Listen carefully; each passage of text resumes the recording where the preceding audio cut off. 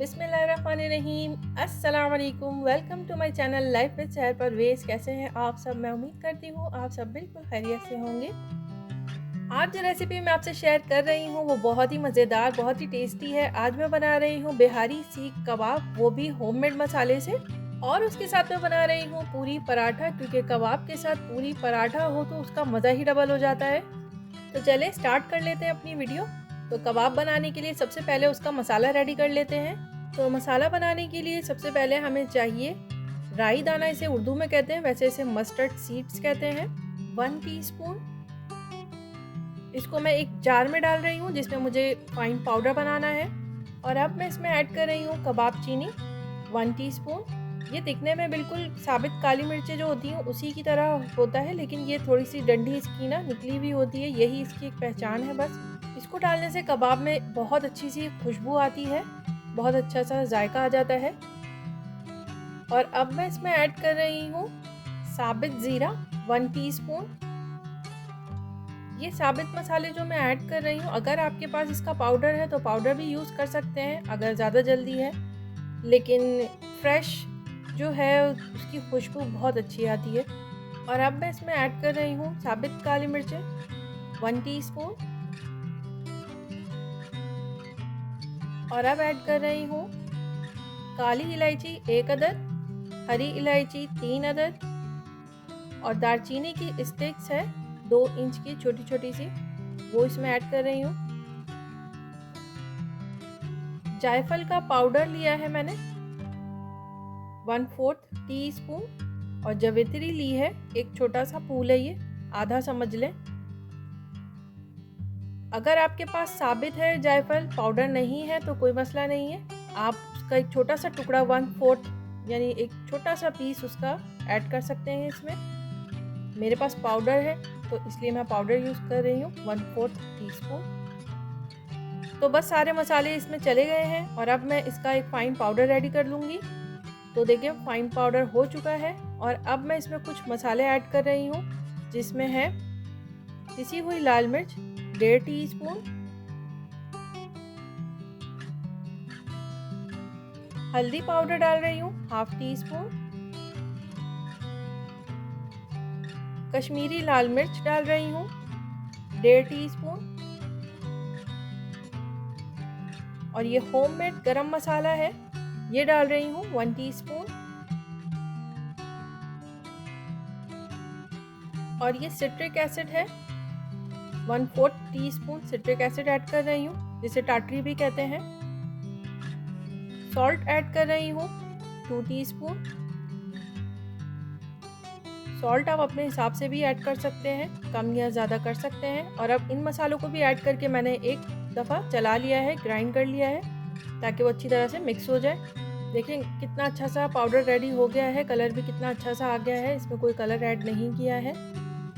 और अब मैंने इन मसालों को एक बॉल में शिफ्ट कर लिया है। और अब मैं इसमें डाल रही हूँ पीनट 1 टेबल स्पून। मैं ये अल्टरनेट कर रही हूँ पॉपी सीड्स का, क्योंकि इसमें पॉपी सीड्स जाती है यानी खसखस जाती है, तो मेरे पास नहीं है, यहाँ नहीं मिल सकता है, तो इस वजह से मैं इसमें पीनट और सफ़ेद तिल ऐड कर रही हूँ 1 टेबल स्पून। अगर आपकी तरफ मिलता हो तो आप उसमें वही ऐड कीजिएगा, उसका टेस्ट बहुत अच्छा आता है। खसखस का 1 टेबल स्पून खसखस ऐड करें पेस्ट बना के उसका। और अब यहाँ पर बीफ ले लिया है 1 किलो, इसकी मैंने छोटी छोटी सी बोटियाँ कर ली हैं। इसी तरह से गोश्त होता है, इसमें चिकनाई नहीं होती है, रूखा गोश्त होता है ये। तो आप भी इस तरह से इतने बड़े बड़े पीस कर लीजिएगा, लेकिन अगर आपकी चॉइस है कि आपको छोटे पीस चाहिए तो आप इससे छोटा भी कर सकते हैं। और अब मैं इसमें ऐड कर रही हूँ अदरक लहसुन का पेस्ट 1 टेबल स्पून। दही ले ली है, दही को फेंट लिया है, और अब दही ऐड कर रही हूँ 3 टेबल स्पून। प्याज का पेस्ट है ये 4 टेबल स्पून। एक प्याज ले ली थी और उसमें पानी ऐड करके उसका फाइन एक पेस्ट बना लिया है इसी तरह से, और वो ऐड कर रही हूँ इसमें 4 टेबल स्पून। कच्चे पपीते का पेस्ट है ये, 2 से 3 टेबल स्पून आप इसमें ऐड कर सकते हैं। वैसे आप लोगों को पता होगा कि आप लोग जो भी गोश्त यूज़ करते हैं वो कितनी देर में गलता है, तो इसको आप उस हिसाब से ही यूज़ कर सकते हैं। अगर आपका गोश्त जल्दी गल जाता है तो आप इसको 1 टेबल स्पून तक भी यूज़ कर सकते हैं। और अब मैं इसमें ऐड कर रही हूँ ये भुने हुए चने जो होते हैं उसका पाउडर है। 3 टू 4 टेबल स्पून भुने हुए चने का पाउडर यूज़ कर रही हूँ। इसका जायका बहुत ही ज़बरदस्त आता है। और अब मैं इसमें ऐड कर रही हूँ जो मसाला हमने रेडी किया था वो इसमें चला जाएगा सारा। और अब मूंगफली और तिल का जो पाउडर रेडी किया था वो इसमें ऐड कर रही हूँ। और अब इसमें ऐड कर रही हूँ सरसों का तेल 3 टू 4 टेबल स्पून। वैसे तो आप इसकी जगह कोई और ऑयल भी यूज़ कर सकते हैं, लेकिन मैं कहूँगी कि सरसों का तेल ही यूज़ करें। इसकी जो खुशबू आती है वो बहुत ही ज़बरदस्त खुशबू होती है। सरसों के तेल जैसे ही इसमें जाता है तो सारे मसालों की जो खुशबू आती है बहुत अच्छी सी आती है वो। और अब इन सारे मसालों को अच्छी तरह से मिक्स कर लेंगे। और मिक्स करने के बाद अब इसको हमें रेस्ट देना है तकरीबन 6 से 7 घंटे। इसको ओवरनाइट अगर रेस्ट आप देंगे तो बहुत ही ज़बरदस्त है, बहुत अच्छी तरह मसाला गोश्त के अंदर जज़्ब कर लेता है, बहुत अच्छी तरह से गल जाता है। और अब मैं आपको इसको 2 तरह से बनाना बता रही हूँ। एक तो मैंने इस तरह से चिपटी वाली सीख ले ली है जिस पे हम अक्सर कोयले पे बारबेक्यू करते हैं, और बिल्कुल उसी तरह से बोटियों को इसमें लगा लेंगे।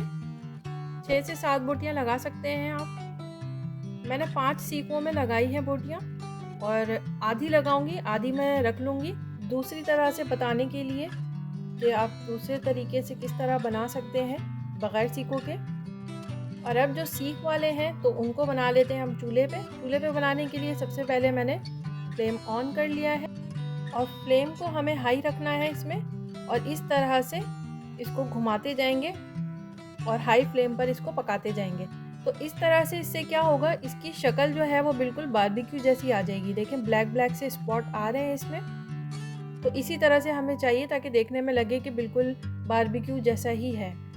तो आप ये दूसरा स्टाइल भी देख लें, अगर आपको थकना नहीं है तो मैंने 2 ग्लास इस तरह से लगा दिए और उसके ऊपर रख दिया है। तो आप 1 से 2 भी रख सकते हैं इसके साथ, तो आप इस तरह से भी आसानी से इसमें कलर दे सकते हैं। चूल्हे पे करने से इस तरह से सिर्फ कलर आता है, गलता नहीं है। गलाना तो हमें पतीले में ही है। तो अब इस तरह से एक एक करके मैं सारे निकाल लूँगी, बड़े आराम से निकल जाता है।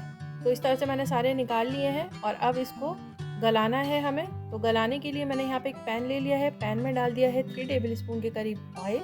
थोड़ा सा ही ऑयल जाता है बस इसमें।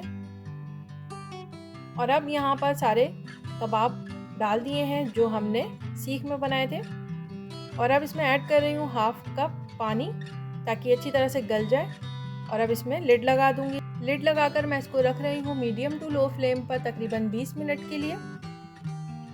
20 मिनट में ये गल जाएगा, क्योंकि इसमें पपीता ऐड हुआ है तो ये जल्दी ही गल जाएगा। लेकिन आप इसको बीच बीच में चेक करते रहिएगा लाजमी, क्योंकि गोश्त का कुछ पता नहीं होता, हर जगह का थोड़ा सा अलग होता है, कहीं जल्दी गल जाता है, कहीं तो बहुत बहुत टाइम लगता है। तो इस वजह से आप चेक करते रहिएगा कि गल चुका है या नहीं, उस हिसाब से देख लीजिएगा। तो देखिए मेरा जो है 20 मिनट में बीफ गल चुका था।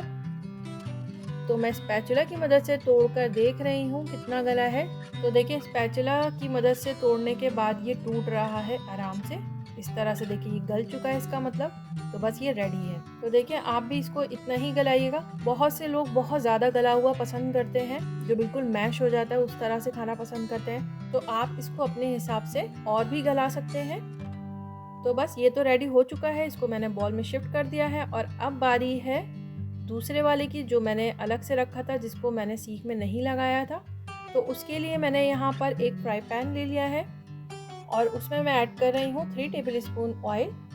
इसको भी बिल्कुल इसी तरह से बनाना है। बस सारी बोटियाँ डाल दी हैं। इसको थोड़ा सा टाइम ज़्यादा लगा था, क्योंकि ये बिल्कुल भी पका हुआ नहीं था, ये बिल्कुल कच्चा था। तो इस वजह से इसको तकरीबन मुझे आधा घंटा लगा था। 30 मिनट में ये गला था, तो 10 मिनट ज़्यादा लगे थे इसमें।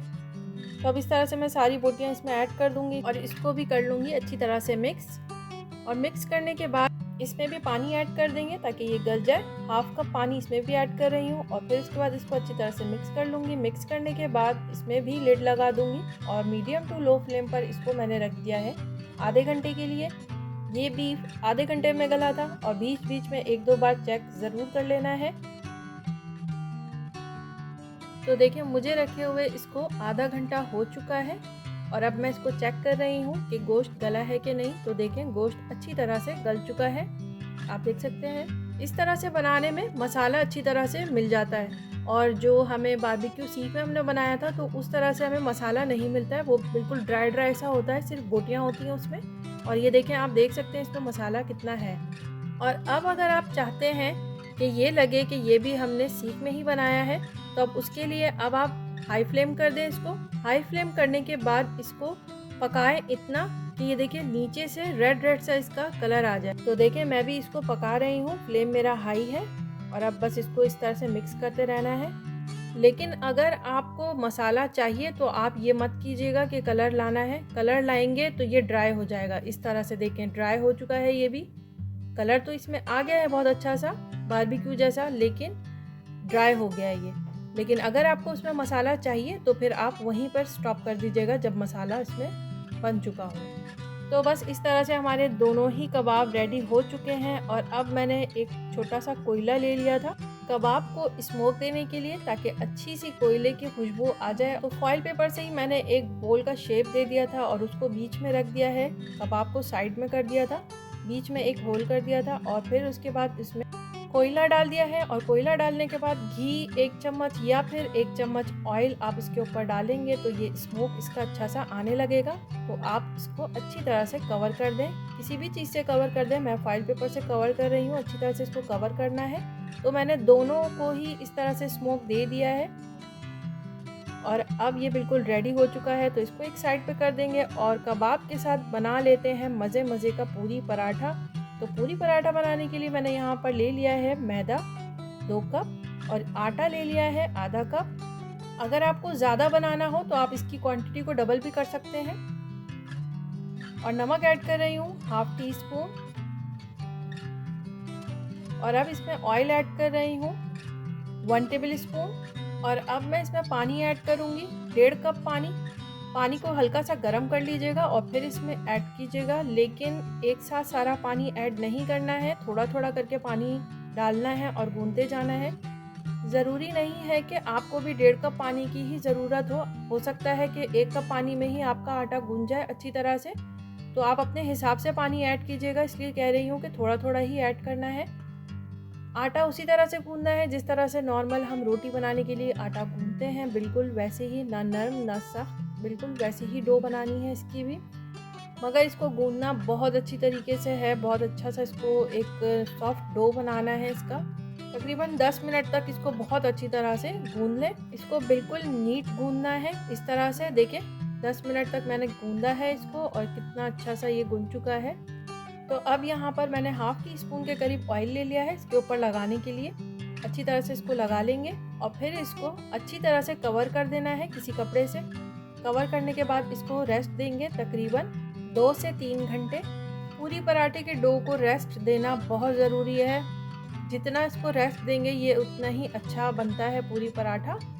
तो अब चलते हैं पूरी पराठे के अंदर लगाने के लिए जो पेस्ट रेडी करते हैं वो बना लेते हैं। तो उसके लिए मैंने यहाँ पर ले लिया है एक अंडा। एक अंडे को अच्छी तरह से इसको फेंट लेंगे, बहुत अच्छी तरह से इसको फेंट लेंगे। और उसके बाद इसमें ऐड कर रही हूँ 2 टेबल स्पून के करीब मैदा। इस पेस्ट को अंदर लगाने से पूरी पराठा बहुत अच्छा बनता है। तो अब यहाँ पर मैदा ऐड हो चुका है। मैदा ऐड करने के बाद इसको थोड़ा सा मिक्स कर लेंगे। थोड़ा सा मिक्स करने के बाद इसमें मैं ऐड कर रही हूँ घी, मेल्टेड घी है ये। घी ले लिया है, इसको मेल्ट कर लिया है 1/4 कप। 1/4 कप घी इसमें ऐड हो जाएगा और फिर इसको बहुत अच्छी तरह से मिक्स कर लेंगे हैंड विस्क की मदद से। मिक्स करने के बाद ये कुछ इस तरह से दिखेगा, इस तरह से इसका पेस्ट रेडी हो जाएगा। और अब इसको एक साइड पर रख लेंगे और अब चलते हैं पूरी के डो की तरफ। पूरी बना लेते हैं। तो पूरी के डो को रखे हुए 3 घंटे हो चुके हैं और देखिए इस तरह से सॉफ्ट हो चुका है ये। तो अब इसके मैं पेड़े बना लूँगी। पेड़े का साइज़ आपके ऊपर है, आपकी मर्ज़ी। अगर आपको पूरी पराठा बड़े साइज़ का चाहिए तो फिर आप बड़े साइज़ के पेड़े बना लें, और अगर आपको पूरी पराठा छोटे साइज़ का चाहिए तो फिर आप छोटे छोटे पेड़े बना लें। तो ये आपकी मर्ज़ी है। मैं इस डो से 6 पराठे बनाऊंगी। सबसे पहले सरफेस पे ऑयल लगा लेंगे और फिर उसके बाद एक पेड़ा लेकर इसको इस तरह से प्रेस करते जाएंगे। हाथ में ऑयल लगा लेंगे ताकि चिपके नहीं, और इस तरह से इसको हाथों की मदद से प्रेस कर करके इस तरह से गोल कर लेंगे। अगर गोल नहीं भी हो तो शेप का कोई इशू नहीं है। वैसे तो मेरी रोटियों का भी शेप बिगड़ा हुआ है, लेकिन कोई मसला नहीं है, पराठे में तो चलता है। तो अब यहाँ पर जो हमने पेस्ट रेडी किया था वो इस पर लगा लेंगे अच्छी तरह से। पेस्ट अच्छी तरह लगा लेंगे पूरी तरफ। मैंने तकरीबन 2 टीस्पून के करीब यूज़ किया है पेस्ट, तो कवर हो गया था पूरा। और फिर उसके बाद इसमें मैदा स्प्रिंकल कर देंगे और फिर उसके बाद इसके चकोर सा पेड़ा बना लेंगे, जिस तरह से पराठे का बनाते हैं बिल्कुल उसी तरह। और इस तरह से हमारा एक पेड़ा रेडी हो चुका है पूरी पराठे का। तो बस इसको इस तरह से एक ट्रे ले ली है मैंने, ट्रे को ग्रीस कर लिया है ऑयल से और फिर उसके बाद उसमें पेड़ा रख दिया है। फॉइल पेपर इसलिए लगाया कि ट्रे मेरी बहुत ख़राब हो रही थी, ख़राब हो चुकी थी, तो इस वजह से इसके ऊपर मैं फॉइल लगा के यूज़ करती हूँ। पूरी के पेड़े को भी ढक के रखना ज़रूरी है और उसके ऊपर भी ऑयल लगाना ज़रूरी होता है ताकि ये ड्राई ना हो। जिस तरह से आटा हो जाता है ना अक्सर ड्राई सा, तो वो ड्राई नहीं करना है इसको। तो इसको रैप करके रख लें, किसी भी प्लास्टिक शीट से कर लें या कपड़े से कर लें। वैसे प्लास्टिक शीट बहुत बेहतर रहती है। पेड़े रेडी हो चुके हैं और अब इसको अच्छी तरह से रैप करने के बाद, ढकने के बाद फिर से रेस्ट देंगे हम 20 से 25 मिनट के लिए और फिर उसके बाद इसको बेलेंगे। मैंने 4 पेड़े बनाए हैं बड़े बड़े, लेकिन जब मैं इसको दोबारा से बेलूँगी तो मैं इसका हाफ कर दूँगी, यानी मैं एक पेड़े की 2 पूरियाँ बनाऊँगी, तो 6 पूरियाँ बन जाएंगी। ऐसा करना ज़रूरी नहीं है, आप अलग अलग भी बना सकते हैं, अलग अलग साइज़ की पूरियाँ। ये बस शॉर्टकट मैंने निकाल दिया था इसका। और अब पूरियों को फ्राई करने के लिए पैन में ऑयल डाल रही हूँ, 4 से 5 कप अंदाजे से ले लीजिएगा। फ्राई करने के लिए पूरियों को ऑयल ज़्यादा चाहिए होता है। तो अब एक पेड़ा इसमें से ले रही हूँ मैं। एक पूरी मैं बड़े साइज़ की बना रही हूँ, बाकी मैं छोटे साइज़ की बना लूँगी उसमें से कट करके पेड़े में से ही। और अब जो है सरफेस पे ऑयल अच्छी तरह से लगाना है, खुश्की नहीं लगाना है इसमें, और इस तरह से हाथों की मदद से ही इसको प्रेस कर करके पतला कर लेंगे। और बिल्कुल इसको पतला करना है, ज़्यादा मोटा नहीं रखना है, क्योंकि ये ऑयल में जाने के बाद यानी फ्राई होने के बाद थोड़ा सा मोटा हो जाता है। तो अब देखें यहाँ पर इस तरह से होल कर देंगे ताकि पूरियाँ जो है वो फूले ना। तो अब मैं ऑयल में डाल रही हूँ। ऑयल का टेम्परेचर जो है वो बिल्कुल हाई होना चाहिए। और बस पूरियों को ऑयल में डालने के बाद थोड़ा इस तरह से प्रेस करते जाएंगे और फिर उसके बाद इसको पलट देंगे। बस इसमें हल्का सा कलर आ जाएगा इस तरह से, देखें, तो बस इसको निकाल लेंगे। ये रेडी है पूरियाँ हमारी। अपने कढ़ाई या आप जिसमें भी फ्राई कर रहे हैं तो आप उसके हिसाब से ही पूरियाँ बनाइएगा, ज़्यादा बड़ी भी ना हो। छोटी तो बना सकते हैं, ज़्यादा बड़ी होंगी तो फिर वो आप जिसमें बना रहे हैं उसमें आएगी नहीं अच्छी तरह से।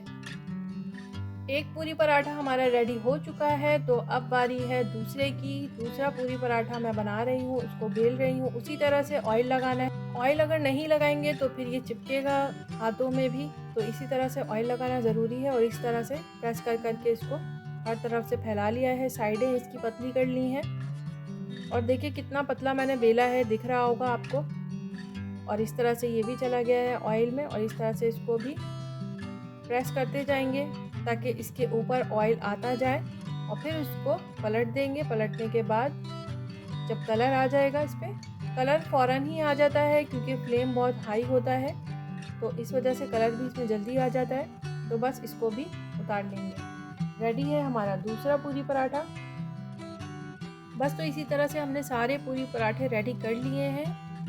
तो देखें कितना अच्छा सॉफ्ट बना है, बहुत अच्छा बना है, बिल्कुल रेस्टोरेंट की तरह बना है जिस तरह से रेस्टोरेंट में हम खाते हैं। तो कबाब भी रेडी हो चुका है हमारा और पूरियाँ भी रेडी हो चुकी हैं। तो फिर चटनी क्यों ना रेडी कर लें हम फटाफट से। हरी वाली चटनी जो बिहारी बोटी के साथ तो बहुत ही मज़ेदार लगती है। तो उसके लिए मैंने पुदीने के पत्ते ले लिए हैं क्वार्टर बंच, हरा धनिया ले लिया है क्वार्टर बंच, हरी मिर्च ले ली है 1 अदद, और लहसुन का 1 क्लोव ले लिया है, साबित जीरा ले लिया है 1 टीस्पून, और इमली ले ली है 2 टेबल स्पून। इमली ले ली थी और 2-3 टेबल स्पून के करीब पानी में मैंने इसको भिगो दिया था और उसका पल्प ले लिया है 2 टेबल स्पून। तो इस तरह से इसमें पानी नहीं जाएगा, चटनी बनाते हुए इमली का पानी ही जाएगा।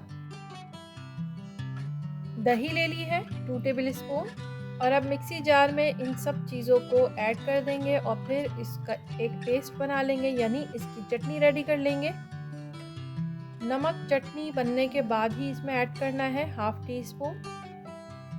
अगर आप बग़ैर दही के बनाना चाहते हैं तो फिर वो चटनी बन जाएगी, लेकिन मैं इसमें दही ऐड करती हूँ तो आप इसको चटनी भी कह सकते हैं या रायता भी कह सकते हैं। तो बस रायता भी हमारा हो चुका है रेडी और अब यहाँ पर हम कबाब में से ये निकाल लेते हैं। स्मोक हमारा कंप्लीट हो चुका है क्योंकि अब हमें डिश आउट करना है। तो अब मैं इसको निकाल रही हूँ। तो रेडी हो चुकी है हमारी बिहारी बोटी कबाब विद पराठा विद चटनी, मज़ेदार सी चटनी या रायता जो भी कह सकते हैं। अगर आप इसमें दही ना डालें तो वो चटनी बन जाएगी और अगर आप दही डाल देते हैं तो फिर वो रायता बन जाएगा। गार्निशिंग कर ली है मैंने प्याज के साथ और लेमन के साथ, अच्छी सी कटिंग कर ली है। उम्मीद है आप लोगों को पसंद आएगी गार्निशिंग भी। इसकी खुशबू, इसका टेस्ट बिल्कुल भी अलग नहीं है बारबेक्यू से जो हम करते हैं अमूमन बकरीद में कोयले जलाकर इस तरह से बनाते हैं। तो बहुत ही अच्छी इसकी खुशबू, बहुत ही अच्छा इसका टेस्ट। और मज़े की बात यह है कि मसाले के लिए आपको बिल्कुल भी परेशान होने की ज़रूरत नहीं है। घर के ही मसालों से आप बना सकते हैं सीख बोटियाँ या बिहारी बोटियाँ मज़ेदार सी। तो कैसी लगी आप लोगों को आज की मेरी ये मज़ेदार सी रेसिपी? उम्मीद करती हूँ अच्छी लगी होगी और अगर अच्छी लगी हो तो मेरे चैनल को लाइक करें, शेयर करें अपनी फैमिली से, फ्रेंड्स से। और जो लोग मेरा चैनल पहली बार देख रहे हैं उनसे रिक्वेस्ट है कि मेरे चैनल को सब्सक्राइब करें और बेल आइकन को ज़रूर प्रेस कर लें। इससे मेरी हर आने वाली नई वीडियो की नोटिफिकेशन आपको फटाफट से मिलती रहेगी। फिर मिलूंगी एक ज़बरदस्त सी रेसिपी के साथ इंशाअल्लाह। तब तक अपना और अपनी फैमिली का रखें बहुत सारा ख्याल। अस्सलाम वालेकुम।